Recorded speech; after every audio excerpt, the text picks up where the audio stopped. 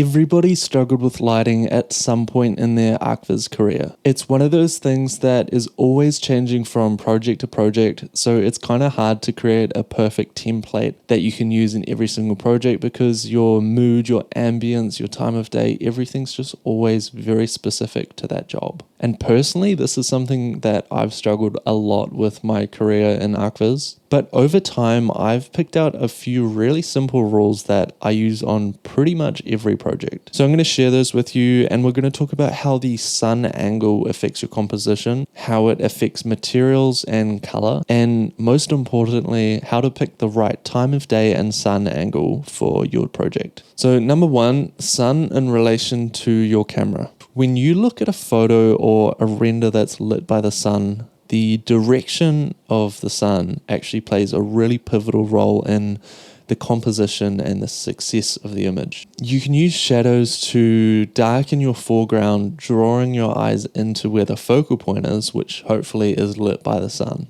And that alone is a really easy way to hack your composition.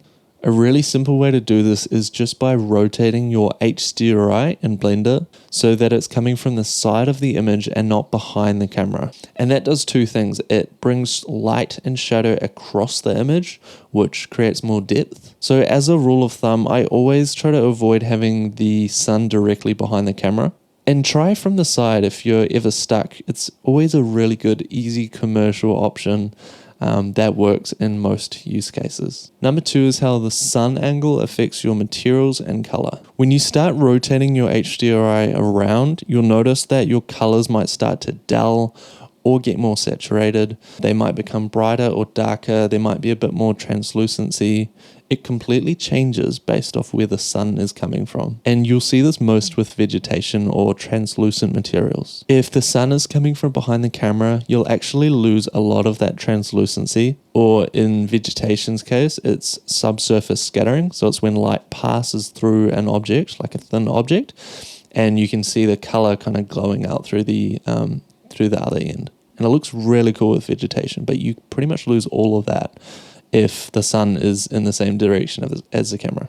And honestly, that's just why I personally never have sun coming from directly behind the camera. It just tends to kill color richness. It destroys your shadow because it's coming from the same direction. You don't have, some nice contrast going on. And you also remove a lot of that nice silhouette that defines the form. But if you go for side lighting, it gives you that balance back. You get good color, readable forms, and a lot more depth to your image. So sun in front of the camera is another option. It's when you're looking towards the light. It can be really dramatic and cinematic. It's used a lot in films because you can hide the detail and it's often less costly to produce. And you can also use that to your advantage.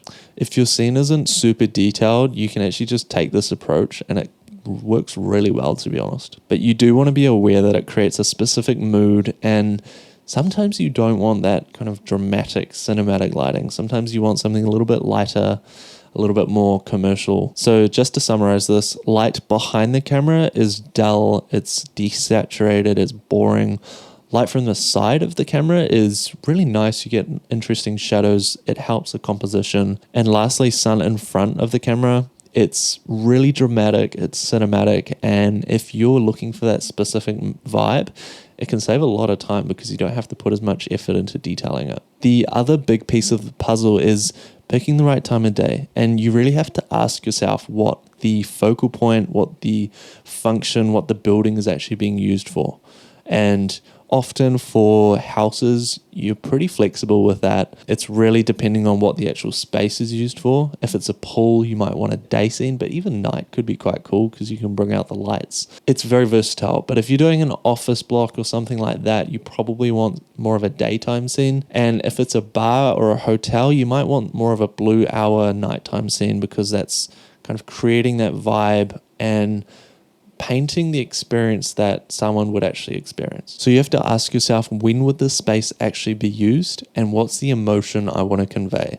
If you're stuck on this, you can easily look at reference projects, renders, any photos of that subject, and often they will be of the correct time of day and kind of mood that you'd be looking for. And if you're still stuck, there's no harm in just testing out a whole bunch of different HDRIs, time of day, rotations, angles.